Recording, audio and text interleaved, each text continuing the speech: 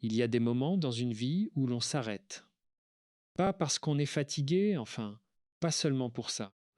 On s'arrête parce que quelque chose au fond de soi demande à être entendu. Une petite voix discrète qui répète depuis longtemps une question que l'on a évitée.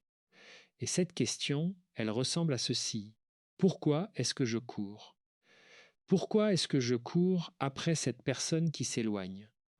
Pourquoi est-ce que je déploie tant d'énergie pour obtenir une attention qui ne vient pas naturellement? Pourquoi est-ce que je me transforme, je m'adapte, je me rends plus petit ou plus grand, selon ce que je crois que l'autre attend de moi? Je voudrais qu'on prenne le temps ensemble d'explorer cette question. Pas pour juger, pas pour culpabiliser, mais pour comprendre. Parce que comprendre, c'est toujours le premier pas vers quelque chose de plus léger. Vous savez, dans ma pratique, j'ai rencontré des centaines de personnes, des hommes, des femmes, de tous les âges, de tous les milieux. Et ce qui m'a frappé, ce n'est pas la diversité de leurs histoires, c'est leur point commun. Presque tous, à un moment ou à un autre, m'ont dit une version de la même phrase. Je fais tout ce que je peux, mais ça ne suffit jamais. Ou encore, plus je donne, moins je reçois. Ou bien, j'ai l'impression de disparaître dans mes relations. Et derrière ces mots, il y a toujours la même réalité. La course. Cette course épuisante après l'amour, après la validation, après la présence de l'autre. Une course qui, paradoxalement, éloigne souvent ce qu'elle cherche à atteindre. Alors aujourd'hui, je voudrais qu'on s'assoie ensemble, qu'on pose nos bagages et qu'on regarde honnêtement ce mécanisme qui nous gouverne parfois sans qu'on s'en rende compte. Non pas pour y mettre fin violemment, mais pour en comprendre l'origine, la logique, et finalement pour trouver un autre chemin, un chemin plus doux, un chemin qui commence par soi. Laissez-moi vous raconter quelque chose. Quand j'avais une quarantaine d'années, j'ai traversé une période où je cherchais énormément l'approbation. Pas de manière évidente, pas de façon criarde, mais subtilement. Je voulais que mes livres soient bien reçus, que mes conférences touchent les gens, que mes collègues me respectent. Et je m'ajustais inconsciemment, en fonction des retours. Si un texte était mal compris, je remettais en question non seulement le texte, mais moi-même. Si une conférence n'avait pas l'effet escompté, je me demandais ce que j'avais fait de travers. Ce n'est qu'en prenant du recul, en pratiquant moi-même la méditation de pleine conscience et en travaillant sur mon rapport à la vulnérabilité, que j'ai commencé à voir ce qui se passait. Je courais, moi aussi, pas après des personnes en particulier, mais après quelque chose de plus vaste et peut-être encore plus insaisissable, la certitude d'avoir de la valeur. Et le jour où j'ai arrêté de courir, pas brusquement, mais progressivement, quelque chose a changé. Pas dans le monde extérieur, dans mon rapport au monde. C'est ce dont je voudrais vous parler aujourd'hui. Commençons par comprendre pourquoi on court, parce qu'on ne court pas sans raison. La course a une logique, elle a une histoire, et pour la comprendre, il faut remonter assez loin, jusqu'à l'enfance. Nous naissons tous avec un besoin fondamental d'attachement. Ce n'est pas une faiblesse, c'est une réalité biologique et psychologique profonde. Le nourrisson qui pleure ne manipule pas ses parents. Il exprime un besoin vital, celui d'être vu, entendu, répondu.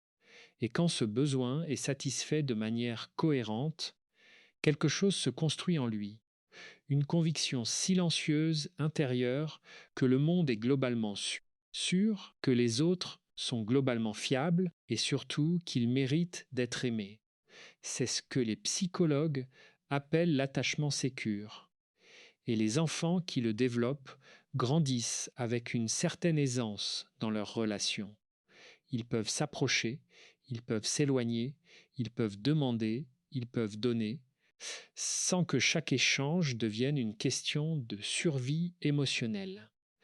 Mais voilà, tous les enfants ne reçoivent pas cette sécurité. Pas parce que leurs parents étaient mauvais, La plupart du temps, les parents font de leur mieux avec ce qu'ils ont eux-mêmes reçu. Mais pour toutes sortes de raisons, un parent peut être émotionnellement absent, imprévisible, trop protecteur, ou au contraire trop distant. Et l'enfant, qui est un être extraordinairement adaptable, va développer des stratégies pour obtenir quand même ce dont il a besoin. Certains vont apprendre à se montrer parfaits, à ne jamais déranger, à anticiper les besoins de l'autre. D'autres vont apprendre à pleurer plus fort, à exiger davantage, à rendre leur présence incontournable. D'autres encore vont apprendre à faire semblant de ne rien vouloir, à se couper de leurs propres besoins pour ne plus être blessés par leur non-satisfaction. Trois stratégies différentes. Mais toutes les trois sont des formes de course. Mais toutes les trois sont des réponses à la même question fondamentale. Comment est-ce que je dois être pour être aimé? Et cette question, si elle reste sans réponse satisfaisante dans l'enfance, continue de résonner à l'âge adulte. Elle s'incarne dans les relations amoureuses, dans les amitiés, dans le travail, dans le rapport à soi-même. Elle devient le moteur invisible de nos comportements relationnels. Je voudrais m'arrêter un instant sur quelque chose d'important. Ce que je vous décris là, c'est un mécanisme, pas une condamnation, pas une tare, un mécanisme. Et les mécanismes, on peut les comprendre, on peut les désamorcer, on peut en apprendre de nouveaux. Mais pour cela, il faut d'abord accepter de les voir. Imaginez une femme, appelons-la Sophie. Elle a 42 ans. Elle est directrice commerciale, très compétente, très appréciée dans son travail. Mais dans sa vie amoureuse, elle répète le même schéma depuis 20 ans. Elle tombe amoureuse d'hommes qui ont du mal à s'engager. Elle donne énormément en temps, en attention, en énergie.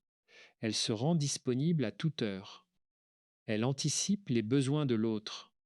Et inévitablement, au bout de quelques mois, elle se retrouve épuisée, blessée, convaincue que quelque chose ne va pas chez elle. Quand je l'ai rencontrée, elle m'a dit « Je crois que je ne suis pas faite pour l'amour ». C'est une phrase que j'entends souvent, et c'est une phrase qui me touche profondément, parce qu'elle révèle quelque chose d'essentiel. Quand nos stratégies d'attachement ne fonctionnent pas, nous concluons que le problème vient de nous. Non pas de la stratégie, mais de nous-mêmes. Sophie n'était pas faite pour l'amour. Sophie avait appris très tôt que pour être aimée, il fallait être indispensable. Sa mère était souvent déprimée et Sophie avait pris l'habitude de veiller sur elle, d'être celle qui va bien, celle qui ne demande pas, celle qui donne. C'était sa façon d'exister dans la relation. Et à l'âge adulte, elle reproduisait ce schéma avec ses partenaires. Elle choisissait, inconsciemment, des hommes qui avaient besoin d'elle et elle devenait indispensable, jusqu'à l'épuisement. Ce que Sophie devait apprendre, ce n'était pas à mieux choisir ses partenaires. C'était à se permettre d'exister sans être utile, à découvrir qu'elle méritait d'être aimée non pas pour ce qu'elle faisait, mais pour ce qu'elle était. Ce chemin-là n'est pas simple, mais il est possible. Et il commence toujours par le même endroit, la conscience. Parlons maintenant d'un concept qui me semble fondamental et qui est souvent mal compris. C'est le concept de valeur intrinsèque. Nous vivons dans une société qui mesure presque tout en termes de performance. Vous valez ce que vous produisez. Vous valez ce que vous gagnez. Vous valez ce que les autres pensent de vous. Et cette logique, nous l'avons intégrée si profondément que nous l'appliquons à nos relations. Je vaux ce que l'autre me donne. Si l'autre ne me répond pas, si l'autre ne fait pas d'effort, si l'autre me laisse attendre, c'est que je ne vaux pas assez. C'est un mensonge. Un mensonge confortable parce qu'il nous donne l'illusion du contrôle. Si mon problème, c'est que je ne vaux pas assez, alors il me suffit de valoir plus, d'être plus beau, plus drôle, plus disponible, plus performant. Et la course continue. La vérité, elle est plus difficile à accepter, mais elle est aussi beaucoup plus libératrice. La vérité, c'est que votre valeur, n'est pas quelque chose que les autres peuvent vous donner ou vous retirer. Elle précède toute relation. Elle ne se mérite pas, elle est. Je sais que pour beaucoup d'entre vous, cette phrase sonne peut-être comme une belle idée, peut-être même comme une idée un peu naïve, parce que vous avez vécu des choses qui vous ont fait croire le contraire, des rejets, des abandons, des silences, des trahisons, et ces expériences laissent des traces. Mais justement, si vous regardez ces expériences de près, vous verrez quelque chose d'important. Ce n'est pas votre valeur qui a été attaquée, c'est votre besoin de validation qui n'a pas été satisfait. Ce sont deux choses très différentes. Un être humain peut vous rejeter pour 1000 raisons qui n'ont rien à voir avec qui vous êtes. Parce qu'il a peur, parce qu'il n'est pas disponible, parce qu'il est enfermé dans ses propres blessures, parce que le moment n'est pas le bon, parce que vous n'êtes tout simplement pas compatible. Aucune de ces raisons ne dit quelque chose de définitif sur votre valeur. Permettez-moi une image. Imaginez un bel arbre solide dont les racines plongent profondément dans la terre. Cet arbre, par définition, a de la valeur. Il existe, il respire, il donne de l'ombre, il purifie l'air. Sa valeur ne dépend pas des oiseaux qui choisissent de s'y poser. Si certains oiseaux partent, si d'autres ne viennent pas, l'arbre reste ce qu'il est. Ses racines ne bougent pas. Vous êtes cet arbre. Et la course, c'est l'arbre qui se penche dans tous les sens en essayant d'attraper les oiseaux. C'est épuisant. Et souvent, ça fait fuir les oiseaux. Si ce que vous entendez jusqu'ici vous touche, si quelque chose résonne avec votre propre expérience, je vous invite à continuer ce chemin avec moi en vous abonnant. Nous avons encore beaucoup à explorer ensemble et je veux que vous puissiez retrouver ces réflexions chaque fois que vous en avez besoin. Revenons maintenant à quelque chose de très concret. Comment reconnaît-on qu'on est dans la course? Quels sont les signes? Le premier signe, c'est ce que j'appelle le décalage de l'effort. Vous donnez plus que vous ne recevez. Pas de manière ponctuelle, ce qui est tout à fait normal dans une relation, on n'est pas toujours au même niveau d'énergie ou de disponibilité, mais de manière systématique. Vous êtes toujours celui ou celle qui rappelle, qui propose, qui organise, qui s'adapte, et l'autre reçoit, sans forcément rendre. Ce décalage, au début, on le minimise. On se dit que l'autre est occupé, qu'il traverse une période difficile, qu'il va changer, et parfois c'est vrai, mais souvent ce n'est pas ça. Souvent, ce décalage reflète quelque chose de structurel dans la relation. Et continuer à courir ne l'effacera pas. Au contraire. Le deuxième signe, c'est l'anxiété relationnelle. Ce sentiment d'inquiétude permanente à propos de l'état de la relation. Est-ce qu'il est fâché? Est-ce qu'elle m'en veut? Pourquoi n'a-t-il pas répondu à mon message? Qu'est-ce que j'ai mal fait? Cette vigilance constante épuise. Elle occupe une partie significative de l'espace mental. Et elle nous coupe du moment présent. J'ai eu un patient, appelons-le Marc, un homme d'une 50aine d'années, qui passait une partie considérable de ses journées à analyser les messages de ses proches. La longueur, le ton, l'heure d'envoi, la présence ou l'absence d'émoticônes. Chaque détail devenait une donnée à interpréter. Un message court signifiait que l'autre était distant. Pas de réponse signifiait qu'il était en colère. Une réponse rapide le rassurait momentanément, mais quelques heures plus tard, le cycle recommençait. Marc était épuisé, pas à cause des autres, à cause de l'attention frénétique qu'il portait aux autres. Il vivait en périphérie de lui-même, constamment tourné vers l'extérieur, guettant les signaux. Le travail que nous avons fait ensemble n'était pas de l'aider à mieux interpréter les messages. C'était de l'aider à revenir au centre, à lui-même. Le troisième signe, c'est la perte de soi. Progressivement, à force de s'adapter, de plaire, d'anticiper les attentes de l'autre, on perd le fil de ses propres désirs, de ses propres besoins, de ses propres goûts. On ne sait plus très bien ce qu'on aime, ce qu'on pense, ce qu'on ressent vraiment. Parce que depuis si longtemps, la boussole intérieure a été remplacée par le regard de l'autre. Cette perte de soi est peut-être le signe le plus douloureux et aussi le plus difficile à reconnaître, parce qu'elle se produit graduellement. On ne se réveille pas un matin en se disant ⁇ Je ne me connais plus ⁇ On le découvre souvent dans une rupture, dans une thérapie, dans un moment de solitude forcée, quand l'agitation extérieure se tait et qu'on se retrouve face à soi-même, un peu étranger. Alors que faire? Comment sortir de la course? Je voudrais être clair sur quelque chose. Sortir de la course ne signifie pas devenir indifférent. Cela ne signifie pas fermer son cœur, ne plus avoir besoin des autres, se replier dans un individualisme froid. Les êtres humains sont des êtres de lien. Nous avons besoin de connexion, d'appartenance, d'amour. Ce besoin est légitime et beau. Sortir de la course, c'est quelque chose de beaucoup plus subtil. C'est apprendre à chercher la connexion depuis un endroit de plénitude plutôt que depuis un endroit de manque.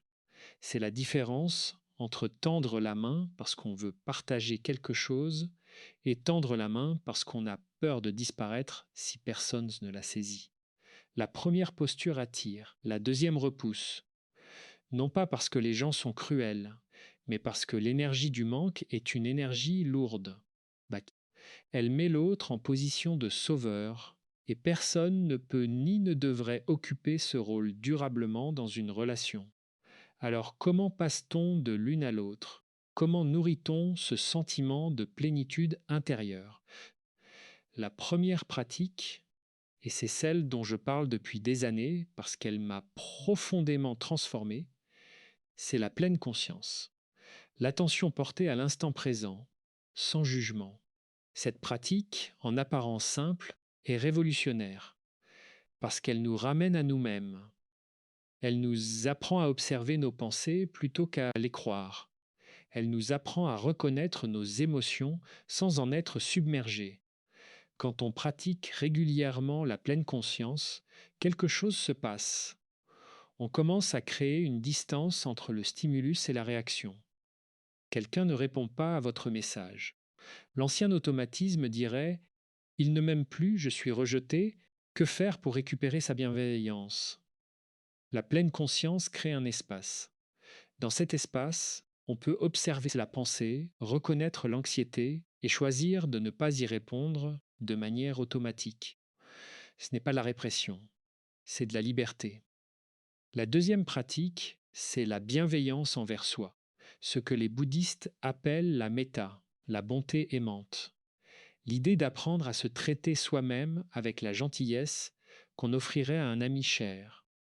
Cette pratique peut sembler artificielle au début, surtout si on a grandi dans un environnement où l'autocompassion était perçue comme de la faiblesse ou de l'égoïsme. Mais elle est essentielle. Je le vois régulièrement dans ma pratique clinique.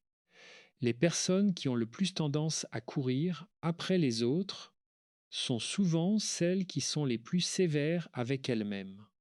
Elles se critiquent abondamment, se font rarement confiance, se pardonnent difficilement, et elles cherchent dans le regard de l'autre ce qu'elles ne savent pas se donner à elles-mêmes.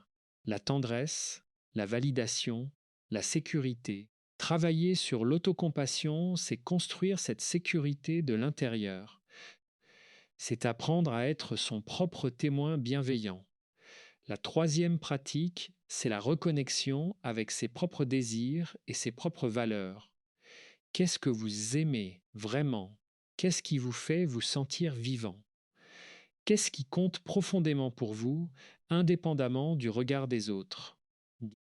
Ces questions peuvent sembler simples, mais pour quelqu'un qui a longtemps vécu en fonction de l'autre, elles peuvent être déconcertantes. Il faut parfois du temps, de la patience, une sorte d'exploration douce de soi-même pour retrouver ces réponses.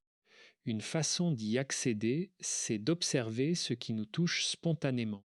Pas ce qui devrait nous toucher selon ce qu'on est censé être, mais ce qui nous touche vraiment. Une musique, un paysage, une lecture, un type d'échange humain. Ces résonances sont des indications précieuses. Elle pointe vers quelque chose d'authentique en nous. Je voudrais maintenant parler d'un sujet qui est souvent au cœur de la course, la peur du rejet et la peur de l'abandon. Ces deux peurs sont parmi les plus universelles qui soient. Presque tout le monde les connaît à un degré ou un autre. Mais pour certaines personnes, elles sont tellement intenses, tellement activées, qu'elles gouvernent presque toutes les décisions relationnelles. La peur du rejet pousse à ne jamais prendre de risques, à ne jamais s'exposer vraiment, à se montrer toujours sous son meilleur jour, à ne jamais partager ses doutes ou ses fragilités. Parce que si l'autre voit vraiment qui on est, il va partir. Cette peur crée une ironie douloureuse. En voulant éviter le rejet, on se rend moins accessible, moins authentique, moins proche. Et c'est souvent cette distance qui crée le rejet qu'on cherchait à éviter. La peur de l'abandon, elle, pousse à s'accrocher, à surveiller, à contrôler, à faire en sorte que l'autre ne puisse pas partir. Et là encore, l'ironie est cruelle. L'attachement trop fort étouffe, et ce qui étouffe finit souvent par fuir. Comment travailler sur ces peurs? Pas en les supprimant, ce serait impossible et ce serait d'ailleurs une erreur, mais en les comprenant, en les nommant, en les acceptant comme une partie de notre histoire, et surtout en apprenant à ne pas les laisser décider à notre place. Il y a une phrase que j'utilise parfois avec mes patients et que je répète souvent lors de mes conférences. La peur est une information, pas une instruction. La peur vous dit quelque chose d'important sur ce qui compte pour vous, sur ce que vous avez vécu, sur les endroits où vous êtes encore fragile.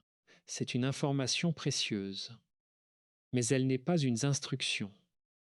Elle ne vous dit pas ce que vous devez faire. Vous pouvez l'entendre, la reconnaître et choisir d'agir autrement. Si jusqu'à maintenant quelque chose dans ce que vous entendez fait écho à votre propre vie, je vous invite à laisser un like et à vous abonner pour continuer à recevoir ces réflexions. Vous n'êtes pas seul sur ce chemin et ensemble, on avance toujours plus loin. Je voudrais aborder maintenant quelque chose qui me tient profondément à cœur, la question des limites. Le mot limite a souvent une connotation défensive, presque agressive, comme si poser des limites, c'était dresser des murs, se barricader, refuser le lien. Je voudrais proposer une vision différente. Les limites, au sens psychologique du terme, ne sont pas des murs. Ce sont des membranes. Une membrane n'empêche pas les échanges. Au contraire, elle les régule. Elle permet à ce qui est nourrissant d'entrer et à ce qui est toxique de rester dehors. Une cellule sans membrane ne survit pas. Et un être humain sans limite psychologique ne s'épanouit pas. Poser des limites, c'est être capable de dire cela me convient et cela ne me convient pas. C'est être capable de distinguer ce que l'on choisit de donner de ce qu'on donne parce qu'on a peur des conséquences si on ne donne pas. C'est être capable de rester soi-même dans la relation, même quand la relation exerce une pression.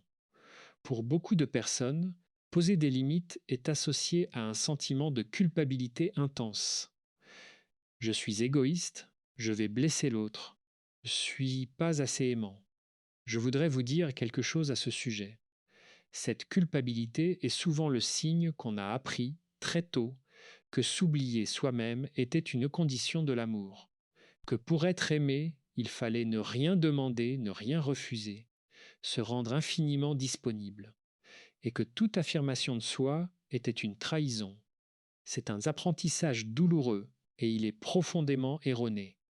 Les relations les plus saines sont celles dans lesquelles les deux personnes existent pleinement, où chacun peut dire oui et dire non, où le respect de soi-même n'est pas perçu comme une menace pour l'autre, mais comme un signe de maturité. D'ailleurs, il y a quelque chose d'assez paradoxal que j'observe régulièrement. Les personnes qui apprennent à poser des limites, qui apprennent à ne plus courir, qui apprennent à exister d'abord pour elles-mêmes, ces personnes-là sont souvent plus aimées, pas moins, parce qu'elles sont plus réelles, plus authentiques. moins dans le besoin de plaire à tout prix. Et l'authenticité, ça attire, ça crée une connexion vraie. Permettez-moi de vous parler d'un concept que j'emprunte à la psychologie bouddhiste et qui me semble d'une extraordinaire pertinence dans notre contexte. C'est le concept de non-attachement. Le non-attachement est souvent mal interprété. On croit qu'il signifie ne plus se soucier de rien, ne plus vouloir rien, devenir une sorte de moine détaché de toute réalité humaine. Ce n'est pas ça du tout. Le non-attachement, c'est la capacité d'aimer sans s'emparer, de désirer sans s'accrocher, d'espérer sans exiger. C'est la différence entre tenir quelque chose dans sa main ouverte et le serrer dans son poing fermé. Dans la main ouverte, la chose peut reposer librement.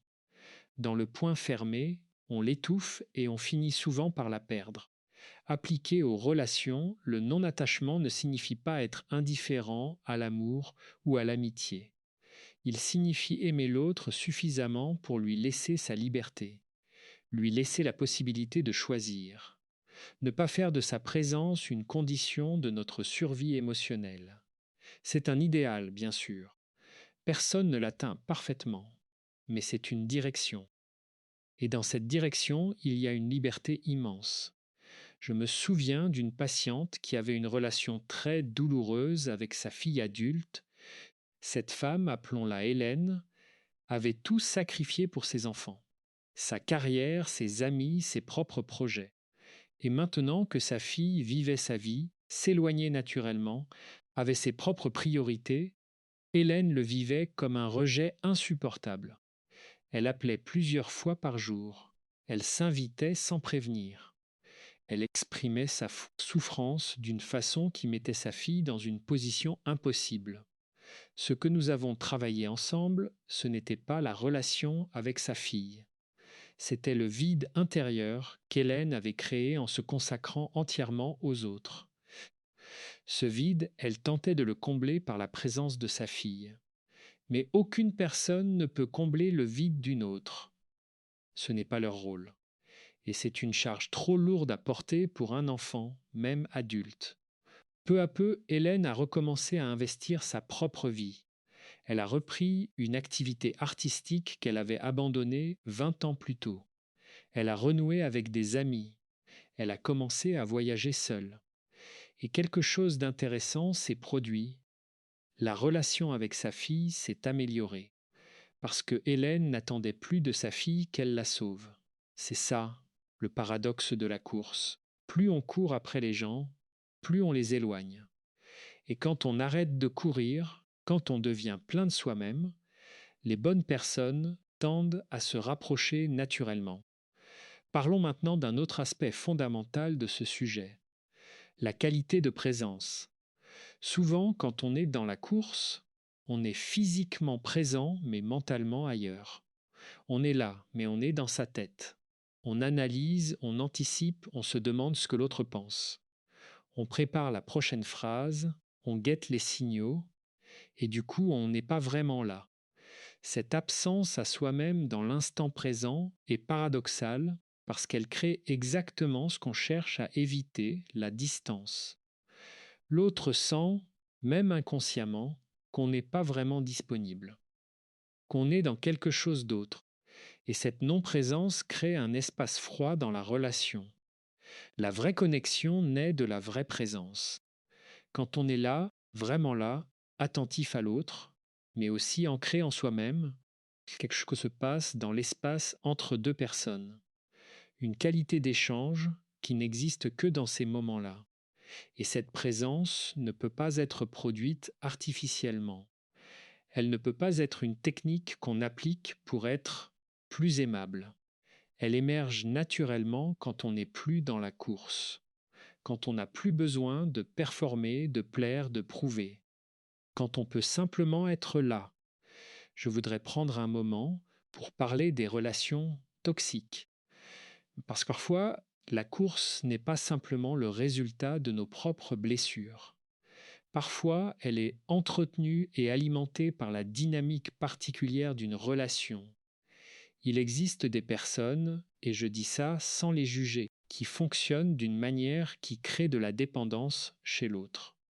Des personnes qui soufflent le chaud et le froid, qui sont proches et chaleureux à un moment, puis distants et froids le suivant, qui donnent de l'amour avec parcimonie, juste assez pour maintenir l'autre dans l'espoir, jamais assez pour le rassurer vraiment. Ce type de relation crée un cycle d'activation intense. Parce que notre cerveau, quand il reçoit une récompense de manière imprévisible, s'y attache encore plus fortement que quand il reçoit une récompense régulière. C'est un mécanisme qu'on connaît bien en psychologie du comportement. Et dans ces relations, on peut se retrouver à courir de plus en plus vite, à donner de plus en plus, dans l'espoir de stabiliser quelque chose qui, par nature, ne se stabilisera pas. Reconnaître qu'on est dans ce type de dynamique est une étape cruciale, non pas pour diaboliser l'autre, mais pour comprendre que la course dans ce contexte-là n'est pas simplement le reflet de nos blessures intérieures. Elle est aussi le résultat d'un système relationnel qui nous maintient en mouvement. Et parfois, la décision la plus saine qu'on puisse prendre, c'est de quitter ce système. Pas nécessairement la personne avec fracas et drama, mais doucement, progressivement, de réorienter son énergie vers des relations dans lesquelles on n'a pas besoin de courir. Si vous êtes en train de vous reconnaître dans ce que je décris, sachez que vous n'êtes pas faible. Sachez que beaucoup de personnes intelligentes, sensibles, généreuses se retrouvent dans ces dynamiques. Et sachez qu'il est possible d'en sortir. Si ce contenu vous aide à mieux vous comprendre et à vous sentir moins seul dans votre expérience, pensez à laisser votre like et à vous abonner. Cela m'aide à continuer à partager ces réflexions avec vous et avec tous ceux qui en ont besoin. Je voudrais parler maintenant de quelque chose que j'appelle la solitude fertile. La solitude a très mauvaise réputation dans notre société.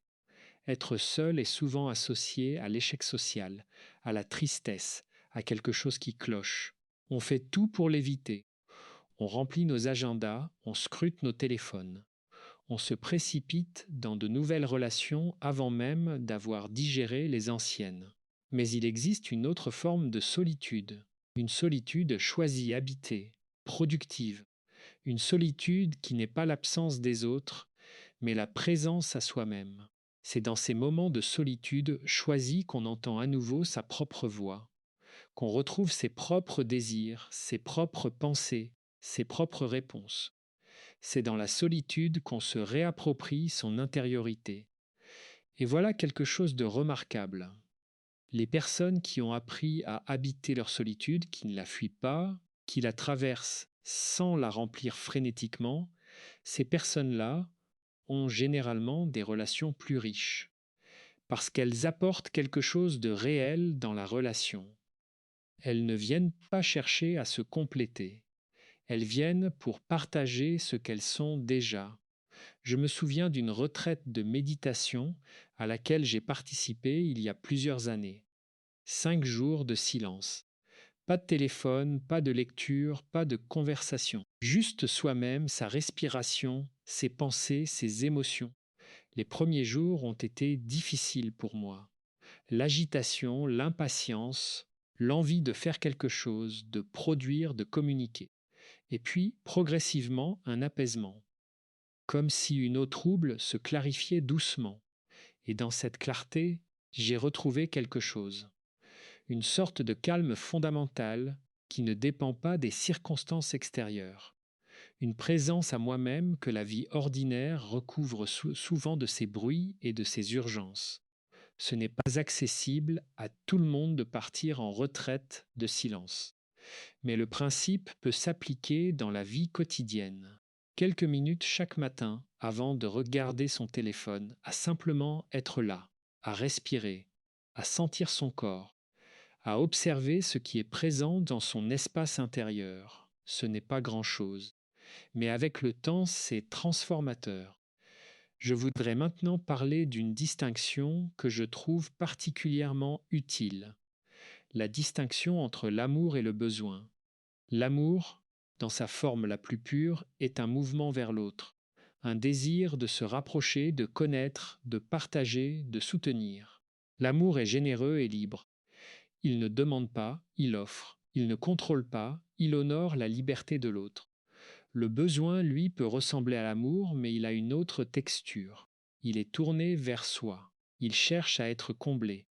Il a peur, il s'accroche. Il confond la présence de l'autre avec sa propre survie. Attention, je ne dis pas que le besoin est mauvais. Nous avons tous des besoins. Et dans les relations saines, on peut exprimer ses besoins et faire confiance à l'autre pour les prendre en compte. La question n'est pas d'éliminer le besoin, mais de ne pas le confondre avec l'amour. Quand je cours après quelqu'un, est-ce que j'aime cette personne ou est-ce que j'ai besoin d'elle pour me sentir entier? La réponse à cette question change tout. Si c'est de l'amour, je peux lui laisser sa liberté. Je peux souhaiter sa présence sans en faire une condition de mon bien-être. Je peux être touché par son éloignement sans être détruit. Si c'est principalement du besoin, alors la relation est construite sur une fondation fragile. Parce que personne ne peut durablement porter la responsabilité du bien-être d'un autre.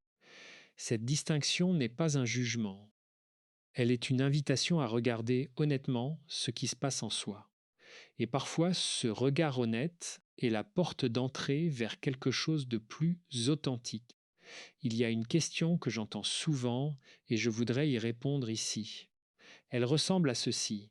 Mais si j'arrête de courir, est-ce que je vais finir seul? C'est une peur légitime et elle révèle quelque chose d'important. La conviction que la course est ce qui nous maintient dans la relation, que si on cesse d'effort, l'autre disparaît. Je voudrais proposer une autre perspective. La course maintient peut-être une relation, mais quelle relation? Une relation dans laquelle vous devez constamment vous battre pour votre place, constamment prouver votre valeur, constamment vous adapter. Est-ce vraiment la relation que vous désirez? Les relations qui ne survivent que parce que vous courez ne sont pas des relations sécures. Elles sont des relations conditionnelles. Et les relations conditionnelles, aussi intenses qu'elles puissent être émotionnellement, ne nourrissent pas vraiment. La vraie question n'est donc pas est-ce que je vais finir seul si j'arrête de courir, mais est-ce que je vais perdre des relations qui n'étaient pas vraiment bonnes pour moi? Et à cette deuxième question, la réponse est peut-être oui. Et c'est peut-être une bonne chose. Parce que dans l'espace créé par ces départs, quelque chose de nouveau peut venir. Des relations différentes, basées non pas sur le besoin ou la peur, mais sur une vraie reconnaissance mutuelle, une vraie compatibilité, une vraie liberté. Permettez-moi une petite digression sur quelque chose que j'observe souvent dans les relations modernes, amplifiées par les réseaux sociaux. Ce phénomène que j'appellerais la validation numérique. Nous avons transféré notre besoin de validation dans l'espace numérique. Chaque like, chaque commentaire, chaque réaction à une publication devient une microdose de validation. Et comme toutes les microdoses, elle procure un soulagement momentané, suivi d'un retour à l'état de manque. Ce n'est pas une critique des réseaux sociaux en soi. C'est simplement une observation que l'espace numérique a fourni un nouveau terrain pour un vieux besoin, et que ce besoin, quand il est nourri de cette manière, ne diminue pas. Il augmente. La validation numérique ne remplace pas la validation intérieure. Elle ne peut pas. Parce que la validation intérieure n'est pas quelque chose qu'on reçoit de l'extérieur. C'est quelque chose qu'on construit doucement en apprenant à se faire confiance, à se respecter, à reconnaître ses propres qualités et ses propres limites avec bienveillance. Et cette construction-là ne se fait pas sur un écran. Elle se fait dans la vie intérieure, dans la relation à soi-même. J'aimerais maintenant parler d'un concept qui me touche beaucoup et qui est lié à tout ce qu'on a exploré jusqu'ici. C'est le concept d'intégrité au sens étymologique du terme. Intégrité vient du latin integer, qui signifie entier, intact, non touché. Être intègre, dans ce sens, ce n'est pas simplement être honnête avec les autres, c'est être entier, c'est ne pas se fragmenter pour satisfaire les attentes de l'un et de l'autre. C'est maintenir un fil conducteur entre ce qu'on pense, ce qu'on ressent et ce qu'on fait. Quand on court après les gens, on perd souvent cette intégrité. On dit oui quand on pense non. On sourit quand on est blessé. On minimise ses propres besoins pour ne pas déranger. Et à force, on ne sait plus très bien où est la frontière entre le vrai soi et le personnage qu'on a construit pour être aimé. La reconstruction de cette intégrité est au cœur du chemin dont je parle aujourd'hui. Elle commence par de petites choses. Oser dire ce qu'on pense vraiment, même si ce n'est pas ce que l'autre veut entendre. Oser refuser quelque chose qui ne nous convient pas, même si ça déçoit. Oser exprimer une émotion authentique, même si elle est vulnérable. Ces petits actes d'intégrité sont des actes de respect envers soi-même. Et ils sont aussi des cadeaux pour nos relations. Parce qu'une relation basée sur des vérités, même inconfortables, est infiniment plus solide qu'une relation basée sur ce qu'on croit que l'autre veut entendre. Si, depuis le début de cette conversation, quelque chose vous a accompagné, une pensée, une image, un souvenir, je vous invite à y rester un instant. Ces résonances sont précieuses. Elles indiquent les endroits en vous qui sont prêts à quelque chose de nouveau. Et si vous souhaitez continuer à explorer ces thèmes avec moi, vous savez quoi faire. Abonnez-vous, partagez et continuons ce chemin ensemble. Je voudrais aborder maintenant la question du deuil relationnel, parce que parfois, arrêter de courir implique de faire le deuil d'une relation ou d'une certaine vision d'une relation. Le deuil relationnel est une réalité souvent sous-estimée. On parle beaucoup du deuil lors d'un décès, mais le deuil que représente la fin d'une relation ou le deuil d'une relation qu'on espérait différente est tout aussi réel et tout aussi douloureux. Et l'une des raisons pour lesquelles on continue à courir après quelqu'un même quand tout signale que ce n'est pas sain, c'est que arrêter impliquerait de faire ce deuil. Et le deuil fait peur. Il est associé à la douleur, à la perte, au vide. Mais voilà ce que j'ai appris. Dans ma vie et dans mon travail, le deuil n'est pas la fin de quelque chose. C'est un passage. Un passage douloureux, oui, mais un passage vers quelque chose.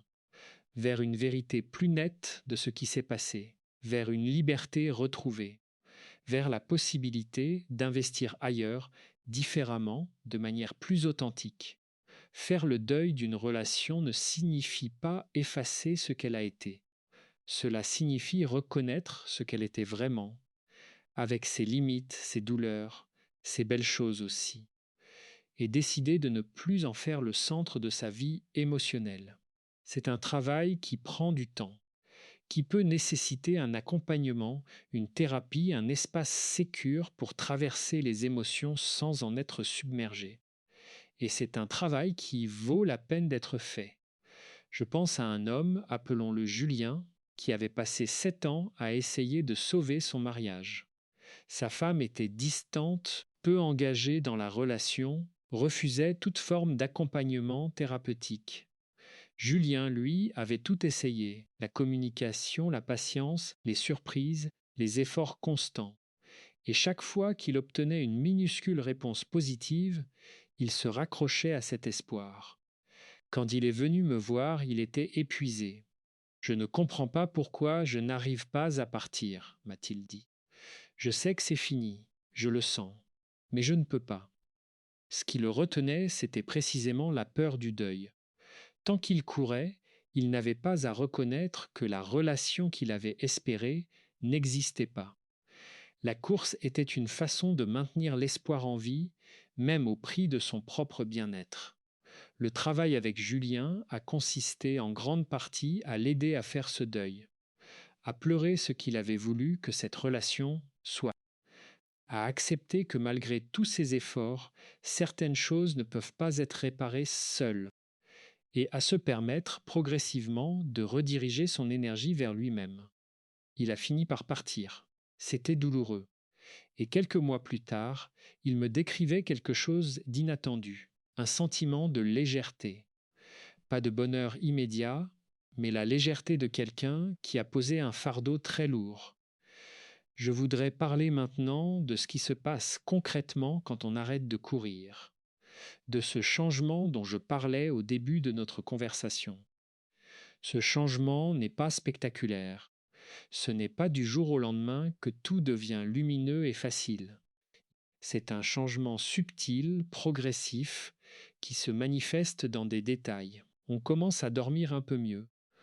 On passe moins de temps à ruminer les conversations. On a un peu plus d'énergie parce qu'on ne la dépense plus de façon frénétique à l'extérieur. On commence à remarquer des choses qu'on n'avait plus le temps de voir. La beauté d'un matin, la saveur d'un repas, la richesse d'une conscience avec quelqu'un qui est vraiment là. Et dans les relations, quelque chose change aussi. On est moins dans l'attente, moins dans l'interprétation, moins dans la performance. On n'est plus soi-même. Et cette authenticité crée une nouvelle qualité de lien. Les personnes qui sont attirées par cette nouvelle version de soi sont différentes. Elles ne sont plus là pour profiter de notre disponibilité infinie. Elles sont là pour une rencontre vraie, d'égal à égal. C'est ce que j'appelle l'amour mature. Non pas l'amour de fusion, où on se perd dans l'autre. Non pas l'amour de performance, où on prouve constamment sa valeur. Mais l'amour de deux personnes entières, qui choisissent librement d'être ensemble, qui se respectent mutuellement, qui peuvent se dire les choses difficiles et les choses belles, qui peuvent s'éloigner et se retrouver sans que chaque mouvement soit vécu comme une menace. Cet amour-là est possible. Il n'est pas un idéal inaccessible. Mais il demande quelque chose. Il demande qu'on soit d'abord entier soi-même. Permettez-moi de vous parler de quelque chose que je pratique personnellement depuis de nombreuses années et qui m'a beaucoup aidé dans ce chemin vers soi. C'est l'écriture réflexive. Pas le journal de bord dans lequel on raconte les événements de sa journée, mais une écriture qui creuse, qui explore, qui pose des questions et laisse les réponses émerger. Par exemple, ce soir, je prends 10 minutes et j'écris librement sur la question suivante. Quand est-ce que je me sens le plus moi-même? Ou encore, qu'est-ce que je donnerais aux autres si je n'avais pas peur d'être rejeté? Ou bien, de quoi ai-je besoin que je n'ose pas demander? Ces questions, posées régulièrement, créent une intimité avec soi-même. Elles nous aident à distinguer les voix extérieures, ce que les autres attendent, ce qu'on devrait être des voix intérieures, ce qu'on désire vraiment, ce qui nous correspond vraiment. Et cette intimité avec soi-même est le fondement sur lequel tout le reste se construit. J'aimerais aussi mentionner l'importance des relations nourrissantes. Parce que le chemin dont je parle ne se fait pas en solitaire. Il se fait avec du soutien. Entourez-vous de personnes qui vous voient. Pas qui vous admirent, mais qui vous voient vraiment. Des personnes avec qui vous pouvez être authentique, vulnérable, imparfait. Des personnes qui ne disparaissent pas quand vous traversez une période difficile. Des personnes dont la présence vous nourrit plutôt que vous vide. Ces relations-là existent. Peut-être qu'elles ne sont pas encore dans votre vie, de la façon dont elles pourraient y être. Peut-être qu'elles demandent à être cultivées davantage. Peut-être qu'elles demandent à être construites depuis cet endroit de plus grande authenticité que vous êtes en train de découvrir. Mais elles sont possibles et elles sont précieuses. Un accompagnement thérapeutique peut aussi être un espace de ce type. Pas uniquement pour les crises, pas uniquement pour les pathologies graves, mais pour se donner le temps et l'espace d'explorer, avec quelqu'un de formé pour vous accompagner, les patterns qui vous retiennent, les blessures qui vous font encore courir, les ressources intérieures que vous n'avez pas encore mobilisées, Je suis profondément convaincu que la thérapie, sous ses différentes formes, est l'une des pratiques les plus utiles qu'on puisse offrir à sa propre vie. Pas parce qu'on est cassé, mais parce qu'on mérite cet espace de croissance. Il y a une dernière dimension que je voudrais explorer avant de conclure. C'est la question de ce qu'on peut appeler la réciprocité dans l'amour. Souvent, les personnes qui courent ont une vision de l'amour qui est fondamentalement déséquilibrée. Elles ont appris que l'amour, c'est donner, que plus on donne, plus on est aimé, que se recevoir, demander, avoir des attentes, c'est du caprice ou de l'égoïsme. Cette vision de l'amour est non seulement erronée, mais elle est dangereuse, parce qu'elle produit des relations dans lesquelles une personne se vide pendant que l'autre reçoit. Et à terme, la personne qui donne finit par s'épuiser, s'aigrir, se remplir d'une rancœur qu'elle ne sait pas exprimer. L'amour sain est réciproque. Ce n'est pas une comptabilité exacte, ce n'est pas mesuré à la virgule, ce qu'on donne et ce qu'on reçoit. Mais c'est une conscience que les deux personnes contribuent, que les deux personnes se soucient du bien-être de l'autre, que les deux personnes peuvent exprimer leurs besoins et prendre en compte les besoins de l'autre. Apprendre à recevoir est pour beaucoup de personnes aussi difficile que d'apprendre à donner moins. Recevoir implique de se sentir mérité. Recevoir implique de baisser la garde. Recevoir implique d'accepter d'avoir besoin, ce qui pour certains est une forme de vulnérabilité insupportable. Mais la capacité à recevoir est aussi une forme d'amour. En permettant à l'autre de donner, en ne se précipitant pas pour tout prendre en charge, on crée de l'espace pour que la relation respire dans les deux sens. Je suis touché, vraiment touché, par la façon dont ces questions résonnent dans la vie de tant de personnes. Et si vous êtes arrivé jusqu'ici avec moi, jusqu'à ce moment de notre conversation, c'est que quelque chose en vous est prêt. Prêt à regarder honnêtement, à comprendre plus profondément, à peut-être changer quelque chose. Ce courage mérite d'être célébré.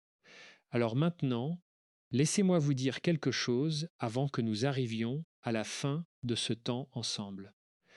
Le chemin dont nous avons parlé aujourd'hui est un chemin de toute une vie. Ce n'est pas une transformation qui se produit après une conférence, après un livre, après une thérapie de 6 mois. C'est un chemin, avec ses avancées et ses reculs, avec ses jours de clarté et ses jours de brouillard, avec ses moments de grâce où l'on se sent vraiment libre et ces moments de rechute où l'on se retrouve à courir à nouveau. Et c'est normal, c'est humain. La bienveillance envers soi-même s'applique aussi au chemin lui-même. On ne se punit pas d'avoir reculé. On observe, on comprend et on reprend. Ce qui compte, ce n'est pas d'atteindre une perfection imaginaire. Ce qui compte, c'est la direction, le fait de se tourner progressivement vers davantage d'authenticité, de présence à soi, de respect de soi, vers un amour qui ne se perd pas dans l'autre, mais qui s'enrichit au contact de l'autre. Permettez-moi de vous rappeler les grandes lignes de ce que nous avons traversé ensemble aujourd'hui. Nous avons commencé par comprendre l'origine de la course, ces stratégies d'attachement construites dans l'enfance pour obtenir l'amour dont nous avions besoin. Nous avons vu comment ces stratégies, adaptées à l'époque, peuvent devenir des obstacles à l'âge adulte. Nous avons exploré le concept de valeur intrinsèque, cette conviction fondamentale que vous méritez d'être aimé non pas pour ce que vous faites, mais pour ce que vous êtes. Une conviction qui ne dépend pas du regard des autres, mais qui se construit de l'intérieur. Nous avons parlé des signes de la course, le décalage de l'effort, l'anxiété relationnelle, la perte de soi. Et nous avons proposé des pratiques pour en sortir. La pleine conscience, la bienveillance envers soi, la reconnexion avec ses propres désirs. Nous avons distingué l'amour du besoin. Et nous avons parlé de la réciprocité comme d'une condition de la santé relationnelle. Nous avons évoqué la solitude fertile, le non-attachement, l'intégrité. Et nous avons parlé du deuil comme d'un passage nécessaire parfois pour laisser de la place à quelque chose de plus authentique. Et nous avons vu ce qui change quand on arrête de courir. Non pas un miracle, mais une transformation douce, progressive, réelle. Un retour à soi-même. Et depuis ce retour, une nouvelle façon de se relier aux autres. Je voudrais terminer avec une image qui me tient à cœur. Imaginez une source d'eau claire, au fond d'une forêt. Cette source ne court pas après quiconque. Elle ne se lamente pas si personne ne vient. Elle est là, elle jaillit, elle nourrit. Et ceux qui en ont besoin, ceux qui cherchent vraiment l'eau fraîche, finissent par la trouver. Vous pouvez être cette source, non pas en devenant indifférent, non pas en fermant votre cœur, mais en devenant tellement plein de vous-même, de votre propre présence, de votre propre vie intérieure, que vous n'avez plus besoin de courir, parce que ce que vous avez à offrir est réel, et les personnes qui le cherchent authentiquement trouveront le chemin jusqu'à vous. C'est ça, la promesse du titre que nous avons exploré aujourd'hui. Le jour où tu cesses de courir après les gens, tout change. Pas parce que le monde change, parce que vous changez, parce que votre rapport à vous-même change. Et depuis cet endroit différent, tout le reste se transforme en conséquence. Merci.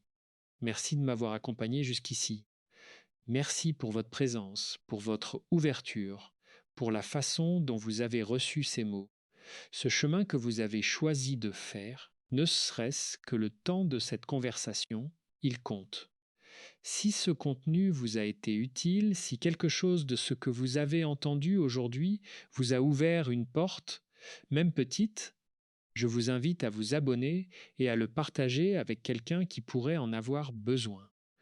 Parce que nous sommes nombreux à traverser ces questions, et se sentir moins seul sur ce chemin, ça aide.